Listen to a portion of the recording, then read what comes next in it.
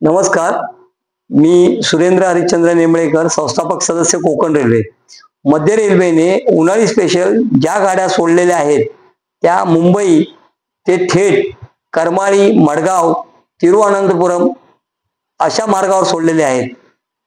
Konkan railway साठी महाराष्ट्रातल्या जनतेने सगळ्यात जास्त 22% वाटा दिलेला आहे, सगळ्यात जास्त जमीन दिलेली आहे।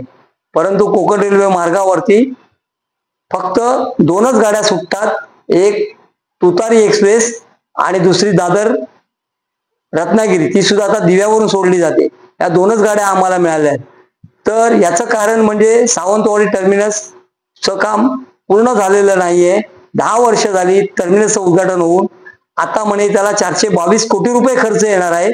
तर तो 422 कोटी रुपये खर्च यांच्याकडे नसल्यामुळे, पैसा नसल्यामुळे ते काम पुढे जात नाहीये। तरी या टर्मिनसचं उद्घाटन माननीय मुख्यमंत्री देवेंद्र फडणवीस यांनी 10 वर्षापूर्वी केलेलं आहे।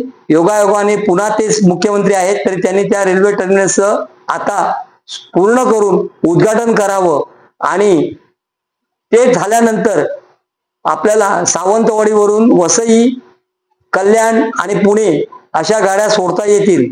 तसेच मराठी माणसावर होणारा अन्याय हा फक्त महाराष्ट्रातच नव्हे, तर पूर्वी कारवार ते CST अशी एक गाडी सोडलेली होती आणि ती गाडी थेट मेंगलोरला त्याचा विस्तार करण्यात आला। त्यामुळे स्थानिक कारवारच्या लोकांना सुद्धा आता गाडी मिळत नाही, तरी कारवारसाठी स्वतंत्र डबा देण्यात यावा।